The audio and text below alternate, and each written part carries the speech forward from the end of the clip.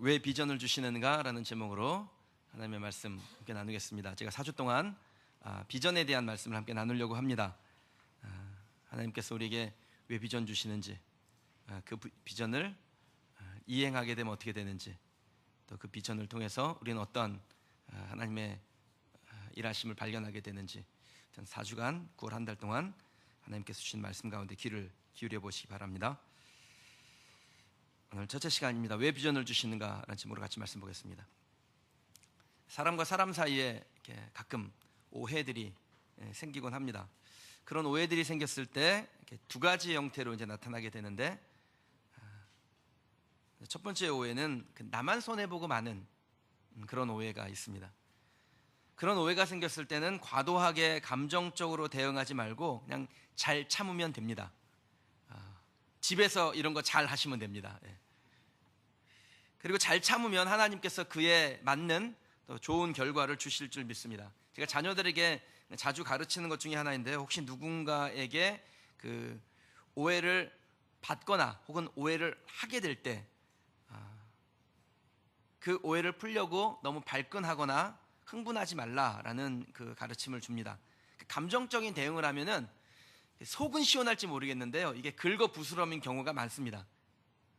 차라리 잠시 그대로 좀 두면은 그 오해할 만한 상황이 자연스럽게 좀 정리가 되고 또 이해도 되고 넓은 마음으로 수긍을 하게 돼서 더 좋은 관계로 나아가게 되는 수가 많습니다.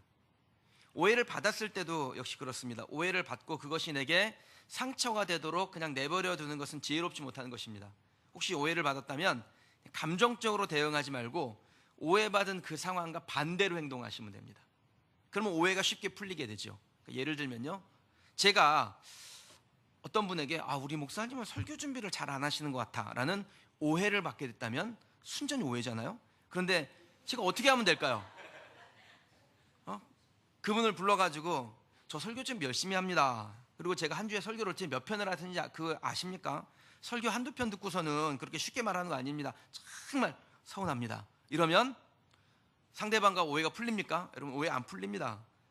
차라리 그때는 그래? 그럼 더 좋은 설교로, 더 내 믿음의 고백이 담기고 삶의 고백이 담긴 설교로 기도하면서 준비하는 거예요. 그럼 설교 중에 은혜를 주실 것이고 또 잘못된 오해도 풀리게 되며 서로 신뢰하는 그런 관계로 나아가게 될 줄 믿습니다. 여러분이 개인적인 오해를 받게 될 때 가장 좋은 선택은요, 반대로 행하시는 거예요. 그 오해받은 거에 반대로. 그 사람은 너무 말을 함부로 해, 이런 오해를 받았잖아요. 나는 그런 의도가 아니었는데. 그러면 아예 반대로 더 예의 있게 말하고 친절하게 말하는 것입니다. 그러면 내가 좀 잘못 생각했었나 봐, 잘못 알았나 봐, 그렇게 오해한 사람을 미안하게 만들겠죠. 어떤 오해든지 개인적으로 받은 오해라면 그 오해와 반대로 하십시오. 난 그런 사람 아니라고 화내고 분노하고 따지고 그런 것은 그냥 하수들이 하는 거예요. 사랑하는 여러분, 우리 그린시티교회 성도들은 고수 되시길 바랍니다.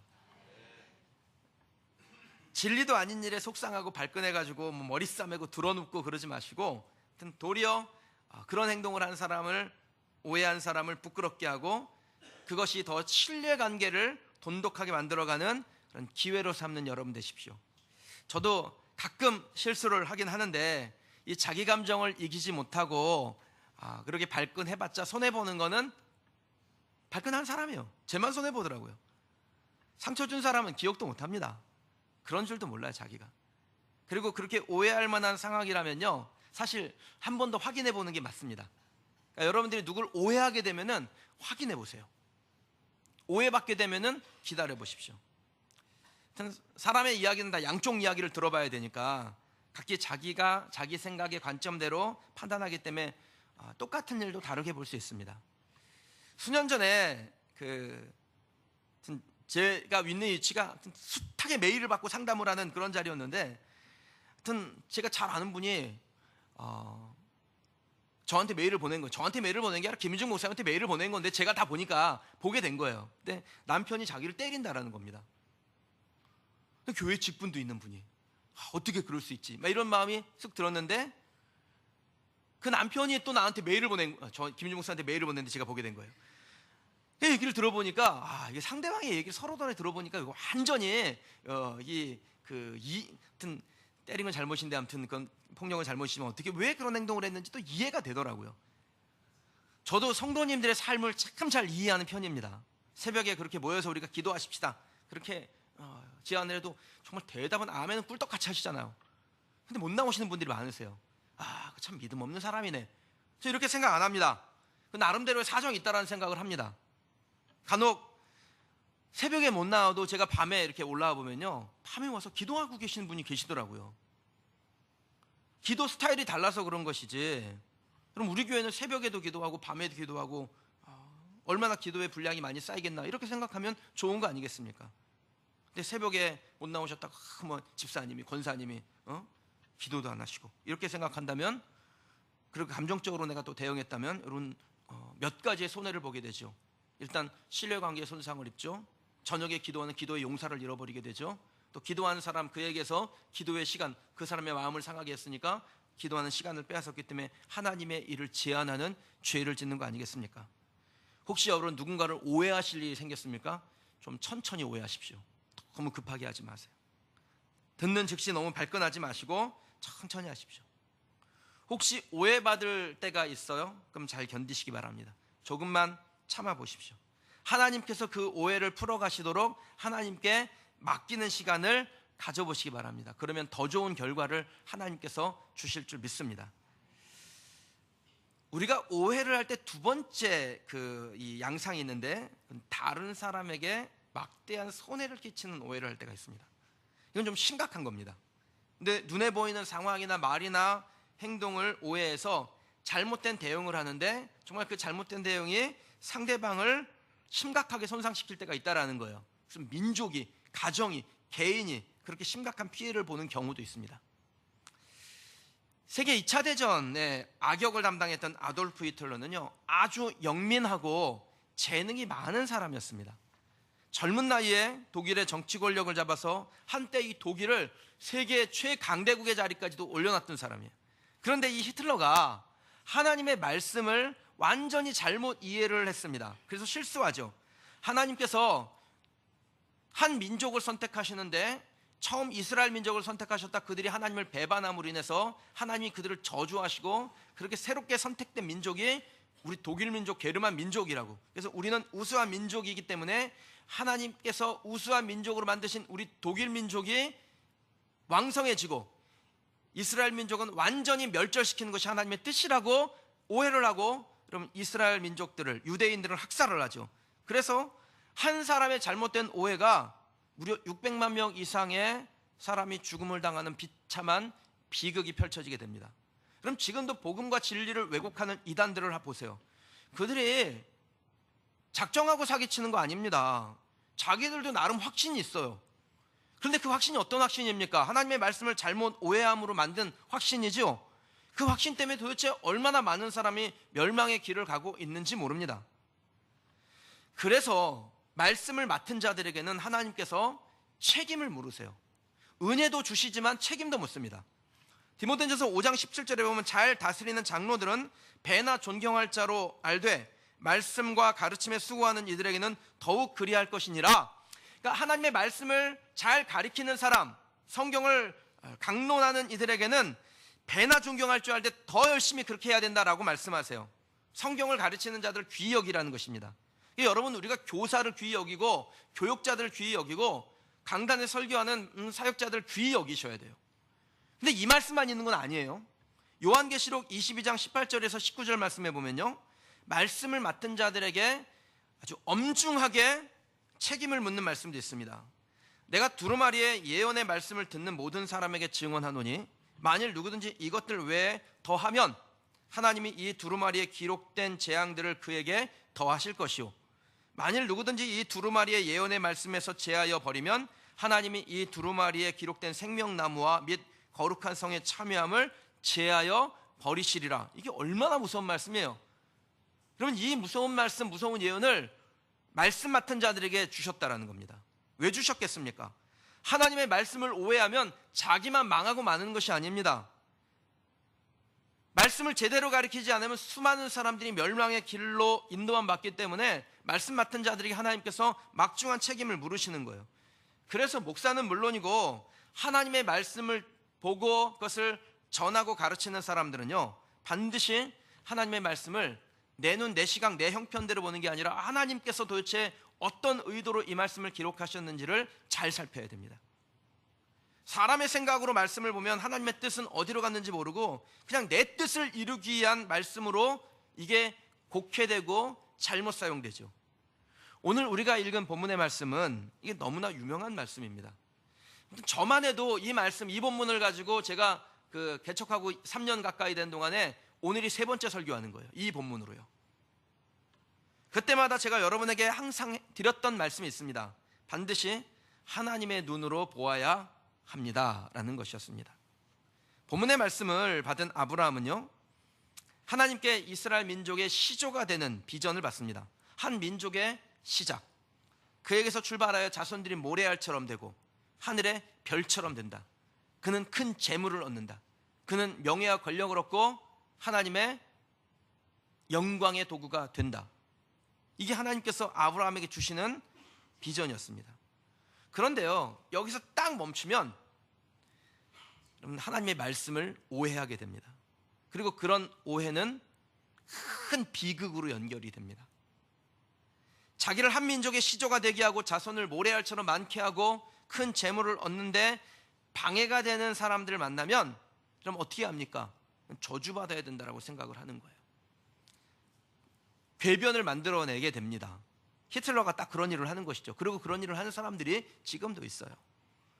왜 하나님께서 아브라함을 택하셨을까요? 왜 하나님이 그에게 한 민족의 시작이 되게 하셨을까요? 왜 그에게 많은 후손을 주시고 명예와 재물과 영광을 그에게 주신 것일까요? 그 이유를 살펴야 합니다. 그 이유를 제대로 살피지 않으면 우리가 이 말씀을 통해서 하나님은 우리에게 그냥 우리의 자손을 번창하게 하시고 우리의 재물 주시고 우리에게 힘도 주시고 명예도 주시는 하나님이시구나. 그리고서는 그거 얻기 위해서 산에 올라가서 소나무 뿌리를 잡고 흔들게 되는 거예요. 그럼 2절, 3절 말씀을 보시겠습니다. 한 번 더 읽어보실게요. 읽습니다. 내가 너로 큰 민족을 이루고 내게 복을 주어 내 이름을 창대하게 하리니 너는 복이 될지라. 너를 축복하는 자에게는 내가 복을 내리고 너를 저주하는 자에게는 내가 저주하리니 땅의 모든 족속이 너로 말미암아 복을 얻을 것이라 하신지라. 아멘. 2절 3절의 말씀을 본문을 좀 재구성하면요, 아브라함이 큰 민족을 이룬다. 아브라함은 복을 얻어 창대하게 된다. 이 계획에 반대하는 자는 저주를 받고 이 계획에 참여하는 자는 축복을 받는다. 이게 말씀인 거죠. 근데 여기까지만 말씀을 이해해버리면 그러면 이 아브라함은 자기가 잘 되는 일에 물불을 가리지 않게 됩니다. 그리고 하나님은 아브라함의 수호신이 돼서 아브라함이 잘 되게 하는 일에 하나님도 물불을 가리지 않고 뛰어야 들어야 하게 되는 것이죠. 오늘 말씀은 여기서 끝나는 게 아니라 한 가지 메시지가 더 있습니다. 하나님이 위에 언급된 아브라함에게 주시는 복, 아브라함을 큰 민족을 이루고 아브라함에게 복을 주어 그를 창대하게 하고 그 계획에 반대하는 자는 저주하고 그에게 참여하는 자는 축복하겠다는 이 언급된 복이 아브라함에게 주시는 이유가 있다라는 거예요. 그게 3절에 정확하게 나와요. 한 번 더 3절을 읽어보겠습니다. 너를 축복하는 자에게는 내가 복을 내리고 너를 저주하는 자에게는 내가 저주하리니 땅의 모든 족속이 너로 말미암아 복을 얻을 것이라 하신지라. 아멘. 하나님이 아브라함을 선택하신 이유, 그를 창대하게 하신 이유, 그에게 복을 주어 큰 민족을 이루게 하신 이유, 그의 범사가 다 잘되게 하신 이유는 아브라함이 하나님의 피규어나 혹은 애완견처럼 예뻐서 아브라함에게 뭘 좀 잘해주고 싶어서 그런 것이 아니라 아브라함을 통해서 하나님께서 하실 일이 있었기 때문입니다. 바로 모든 족속이 아브라함으로 말미암아 복을 얻게 하기 위함이었습니다. 그런데 이스라엘 백성들이 이 말씀을 완전히 잘못 이해를 했어요. 4,500년 동안 잘못 이해하고 있는 거예요. 진짜는 잃어버리고 말씀의 조각만 딱 붙들고 너를 축복하는 자에게는 내가 복을 내리고 너를 저주하는 자에게는 내가 저주하겠다는 이 말씀 붙들고 자기 민족에게 순응하지 않고 저항하고 반대하는 민족이나 족속은 저주의 대상으로 본다라는 거예요. 자기들이 특별히 선민으로 선택되었기 때문에 이 선민에 들어가지 못한 사람들은 다 그냥 지옥에 땔감 정도로 쓰려고 하나님이 만드셨다, 이렇게 이해를 해버리는 거예요. 그 이 오해를 지금도 하고 있는 것입니다. 이런 자기중심적 관점으로 보면요, 가나안에 있는 족속은 그럼 축복의 대상이 됩니까? 저주의 대상이 됩니까? 당연히 저주의 대상이 될 수밖에 없습니다. 이런 해석은 하나님의 계획을 잘못 오해하게 되죠. 자기중심적 관점으로 말씀을 보면 이런 오해에 빠지게 됩니다. 하나님의 관점에서 보아야 하나님의 뜻이 무엇인지를 알 수 있어요. 그럼 관점에 따라서 우리는 사실을 다르게 인식합니다. 똑같은 것도 다르게 받아들여요. 우리나라 역사에 안중근 선생님이라는 분이 계셨는데, 이 안중근 선생님이 우리에게는 민족의 혼이요, 위대한 독립운동가죠. 일본 역사책에는 도대체 뭐라고 기록되겠습니까? 안중근 선생님은 어떤 사람으로 기록하겠어요? 가난과 무지로부터 아시아인을 해방시키기 위해서 일본이 대동아로 진출을 했는데, 그 대동아 진출을 가로막고 방해한, 폭력으로 위대한 지도자를 암살한 무자비한 테러리스트, 이게 안중근 선생을 바라보는 일본 사람들의 역사적 시각 아니에요? 그러니까 관점이라는 것은 이렇게 무섭게 다른 결과를 만들어냅니다. 성경도 마찬가지예요. 바라보는 관점에 따라서 이전과는 다른 것이 보입니다.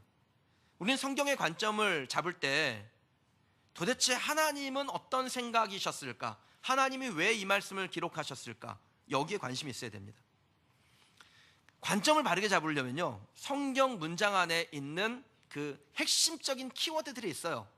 그 문장을 끌고 가는 그 단어들이 있습니다. 문제를 푸는 열쇠가 되는 단어, 그것을 발견하는 겁니다. 오늘 본문에서는 어떤 단어가 그 역할을 하고 있을까요? 2절을 보면요, 내가 너로 큰 민족을 이루고 내게 복을 주어 내 이름을 창대하게 하리니 너는 복이 될지라. 그럼 2절에 어렴풋이 아브라함이 해야 될 일이 나옵니다. 너는 복이 될지라. 이게 아브라함이 해야 될 일이죠. 앞에 건 중요하지 않아요. 큰 민족 이루고 무슨 뭐 내게 복 주고 내게 창대하고, 작은 민족 이루어도 괜찮아요. 그건 중요하지 않아요. 뒤에 너는 복이 될지라, 이게 이 2절을 끌고 가는 아주 중요한 단어입니다. 근데 2절에는 복이 되는데 누구의 복이 되어야 되는지를 정확하게 말씀하고 있지 않아요. 나의 후손의 복이 되는지 아니면 뭐 내 가족의 복이 되는지 정확하게 나와 있지 않잖아요. 근데 3절에는 그 복이 되어야 될 대상이 누군지를 말씀하고 있습니다. 3절에 보면요, 너를 축복한 자에게 내가 복을 내리고 너를 저주한 자에게 내가 저주하리니 땅의 모든 족속이 너로 말미암아 복을 얻을 것이라. 그러니까 우리는 이 앞쪽에 좀 관심이 있어요. 하나님이 나를 축복하는 자에게는 복을 내리고 나를 저주한 자에게는 저주한다 그랬으니까 나한테 잘해주고 나한테 일감 많이 주고 나한테 친절하게 한 사람은 잘 될 것이고, 나를 못되게 하는 사람은, 나를 비난하는 사람은 안 될 거야 라고 생각하는 것은 완전히 하나님의 말씀을 오해한 거라는 거예요. 3절에 이 3절 전체를 끌고 가는 것은 모든 족속입니다. 모든 족속. 그러니까 2절에 나오는 복이 될지라와 3절에 나오는 땅의 모든 족속, 이 두 키워드를 합치면 우리가 아브라함을 통해서 이루고자 하셨던 하나님의 계획이 무엇인지를 알게 되는 것입니다. 본문은 아브라함이 모든 족속의 복의 시작이 될 거다, 근원이 될 거라는 것을 선포하시는 하나님의 비전이었어요. 근데 이 본문을 자기중심적으로 보면은 복이 될지라의 대상이 단지 아브라함과 자기의 후손이 되겠죠. 그럼 가나안 족속은요, 아브라함의 후손들을 축복하면 괜찮아요. 그런데 아브라함의 후손들을 저주하면은 그들은 저주의 대상이 됩니다. 멸망의 대상이 되는 것입니다. 하나님의 관점으로 온 인류를 구원하고자 하셨던 선교적 관점으로 볼 때 가나안 민족은 아브라함의 후손으로 인하여 복을 받아야 될 대상으로 바뀌어요. 그럼 저들이 저주하면 어떡합니까? 저주하는 자에겐 저주받겠다고 하셨는데 앞에 건 중요하지 않다 그랬잖아요. 저주하는 자는 저주를 받고 축복하는 자는 축복을 받는데, 너는 땅의 모든 족속을 복받게 하는 자니까 저주하는 자들에게 들어가서 그 저주하는 자들을 복받을 수 있는, 너희를 축복하는 자로 바꾸어 내라. 이것이 아브라함과 그의 후손들에게 주신 비전이라는 것입니다. 그리고 우리에게 주신 비전인 것이죠. 하나님께서 아브라함을 부르신 이유는 그가 뭐 예뻐서도 아니고 운이 좋아서도 아닙니다. 하나님의 위대한 비전을 이루고자 하나님께서 그냥 선택하신 거예요. 아브라함과 그의 후손은 바로 이 사명을 받았고 이 사명 때문에 존재하는 것입니다. 그것을 놓치면 하나님의 비전이 손상되는 것이고, 그 비전에 순종할 수 없다면 하나님께서는 복의 통로가 될 민족을 다른 민족으로 교체하시는 겁니다. 그래서 지금 교체하신 겁니다. 연극에 3요소가 있는데 연출, 배우, 관객이라 그래요. 연출은 어떻게든 자신의 의도를 스토리에 담아서 그걸 관객들에게 전달하려고 합니다. 근데 그 의도를 전달하는 통로가 누구냐면 배우지요. 그런데 그 배우가 연출의 의도를 이해하지 못하거나 아니면 자기 마음에 들지 않는다고 대사를 바꾸거나 다른 행동을 해버리면은, 그 스토리에 손상을 주면 연출가는 어떻게 할까요? 몇 번은 달래고 을를 거예요. 그러면 안 돼. 내가 지금 의도한 건 이거가 그게 아니야. 이렇게 해야 돼. 이렇게 달래고 을르다가 도저히 말을 안 들어요, 배우가. 그럼 어떡합니까? 아무리 예뻐도 네가 이영애라도 바꾼다. 이게 연출가의 마음이에요. 아무리 연기를 잘하고 그리고 실력이 있어도 연출자의 의도를 따라가지 않는 배우는 교체합니다. 여러분, 오늘 말씀이 우리 교회에 주는 메시지가 분명하죠. 오늘 말씀은 우리 교회의 비전이 무엇이며 그 비전을 왜 주시는지를 깨닫는 겁니다. 다시 말씀드리면 우리 교회가 존재하는 이유가 무엇인지를 깨닫게 하시는 겁니다. 하나님이 교회를 세우시는 이유, 또 우리 교회가 이제 성전 건축을 진행하려고 하는데 성전 건축을 하게 하시는 이유, 과정도 결과도 아름답게 하시는 이유는 우리로 하여금 복의 통로가 되게 하기 위해서 그런 것입니다. 만약에 그 목적을 잃어버리면요, 우리는 그냥 잘 지어진 건물 하나 얻는 거예요.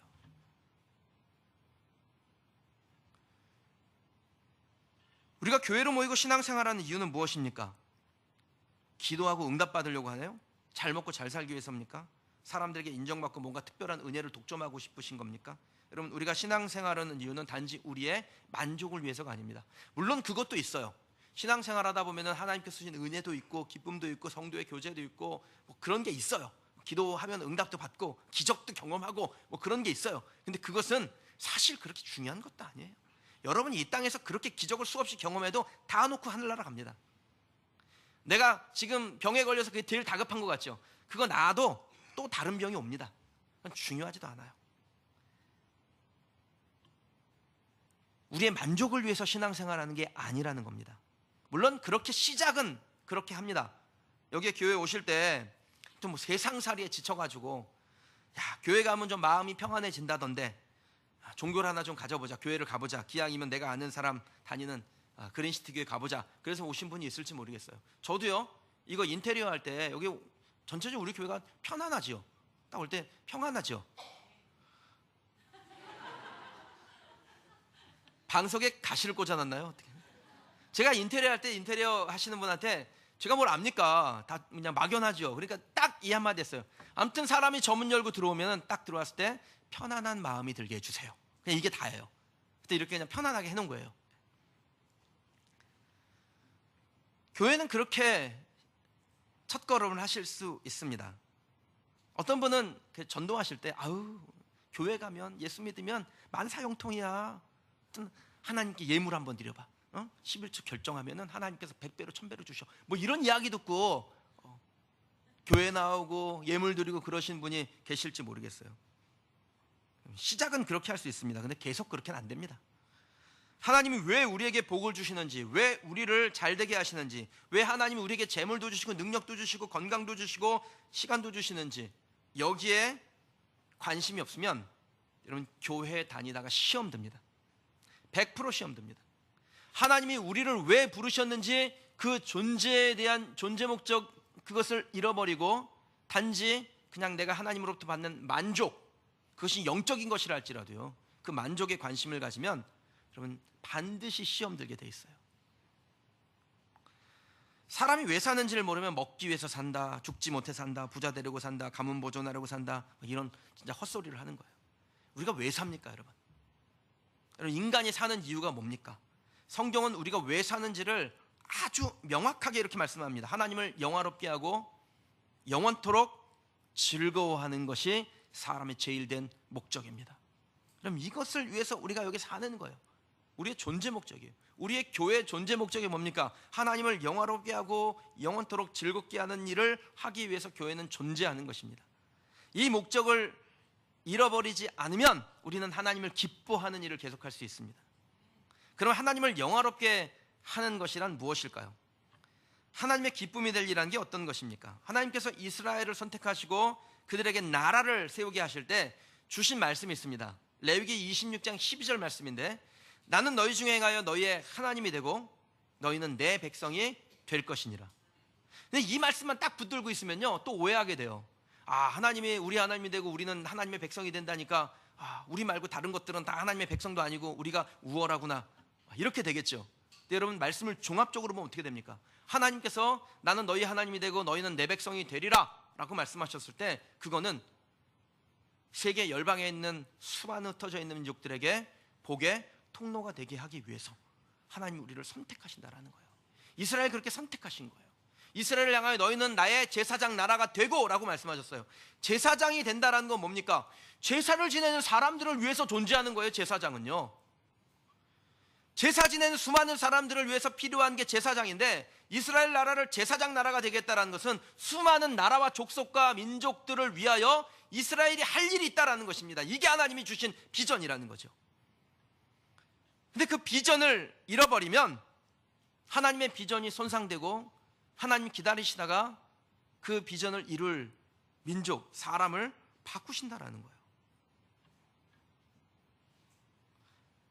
이스라엘 나라가 제사장 나라가 되고 모든 족속이 하나님의 백성이 되어 하나님을 영화롭게 하는 것이 하나님의 계획의 최종 목적이었습니다.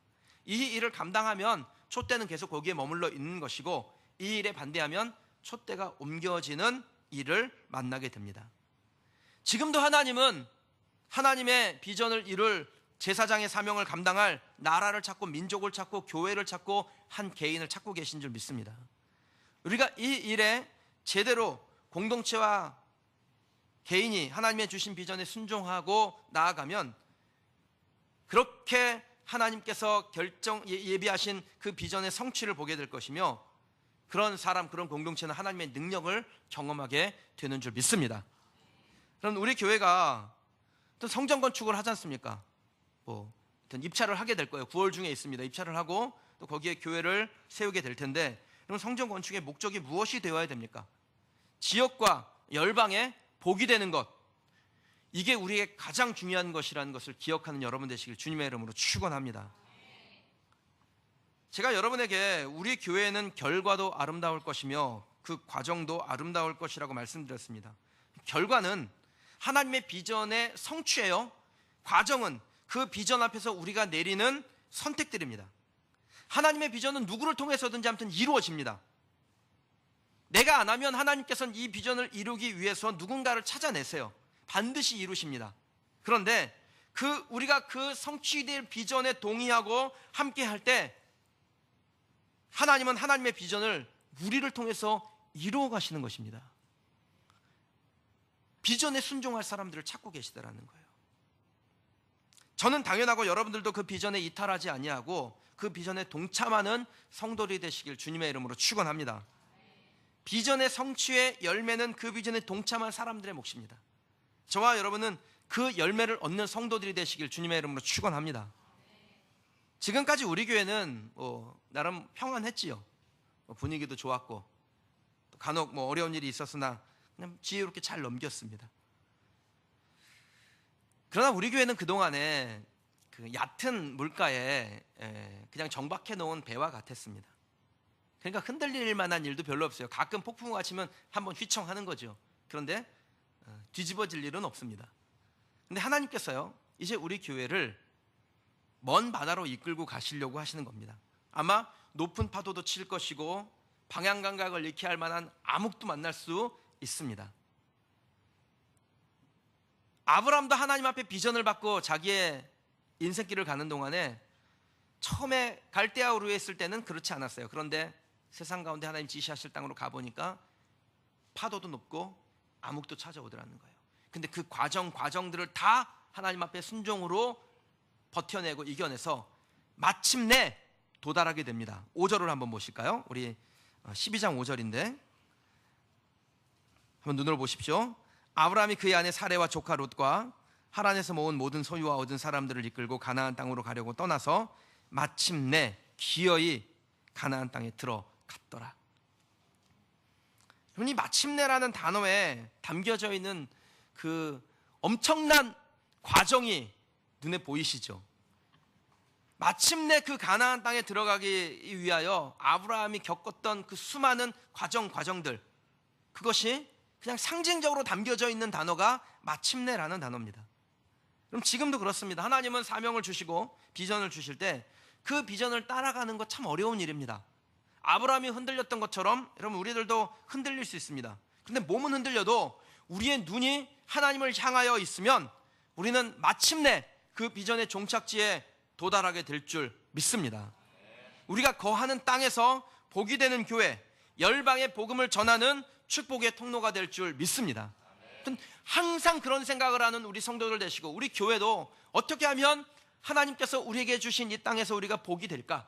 어떻게 하면 열방의 복음을 전하는 축복의 통로가 될까? 이거 생각하고 그것에 집중하고 그 일을 이루는 우리 교회가 되길 주님의 이름으로 축원합니다. 교회가 건축을 이제 준비한다고 하니까 성도님들이 이런저런 이야기를 저한테 전해주세요.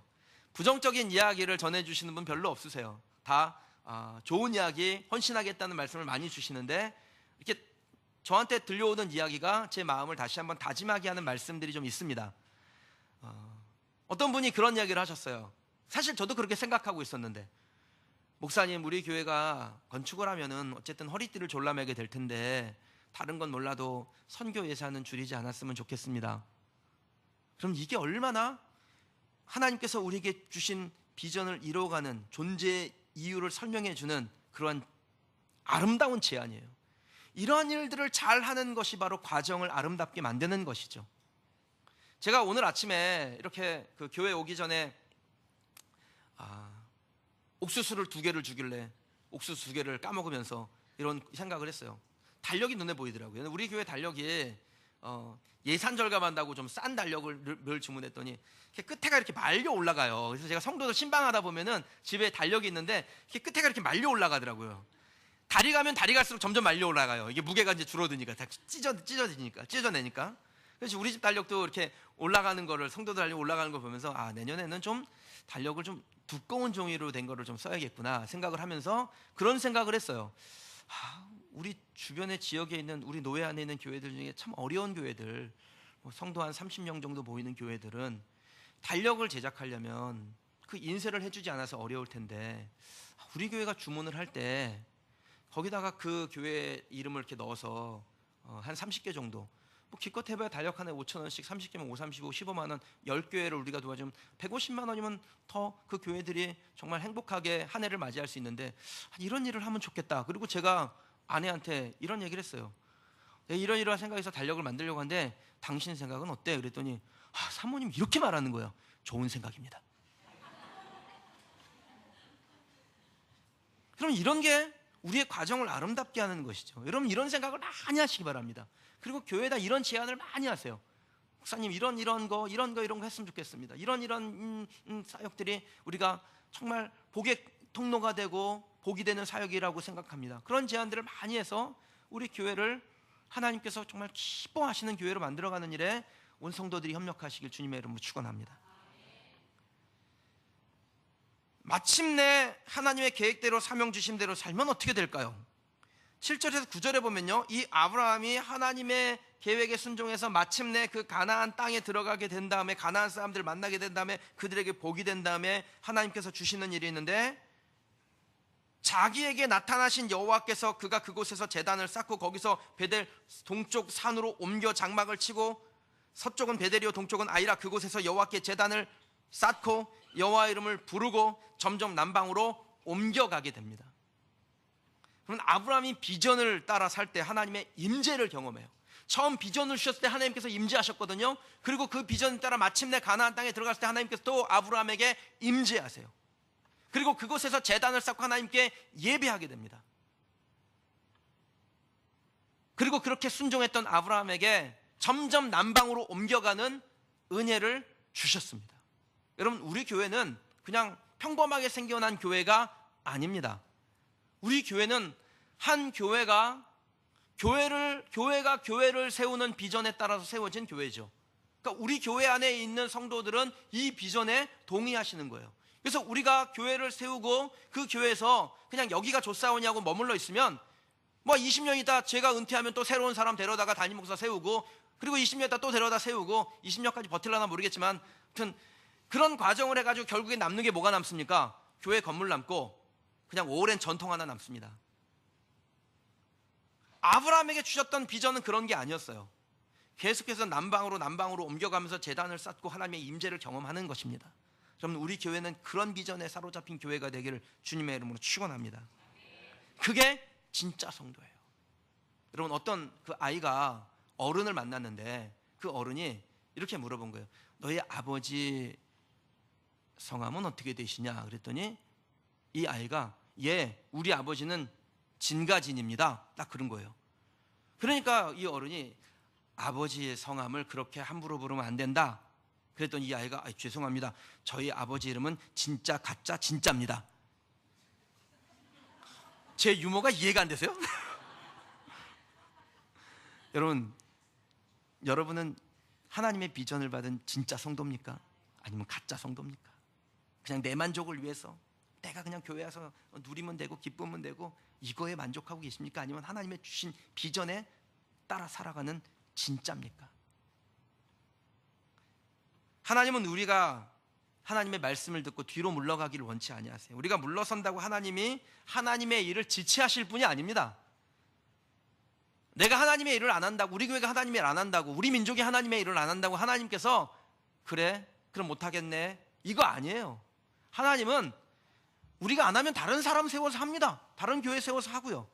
그런데 진짜 아브라함과 같이 복이 될 사람은 어떤 사람이냐? 하나님이 일하시는 현장에 머무는 사람이에요. 이 핑계 저 핑계 대고 우리가 뒤로 물러가면 하나님의 임재, 하나님의 교통, 하나님의 풍성하심을 경험할 수 없게 됩니다. 여러분, 항상 기억하시기 바랍니다. 왜 하나님이 우리에게 비전을 주시는가? 우리를 복이 되게 하고자, 그래서 수많은 영혼을 구원하고자, 마침내 하나님의 임재, 하나님과의 교통, 하나님과의 그 풍성하심이 우리의 삶에 넘치게 하기 위함임을 기억하고 하나님의 비전에 동참하는 우리 성도들이 되시기를 주님의 이름으로 축원합니다. 오늘 주신 말씀 놓고 함께 기도하십시다.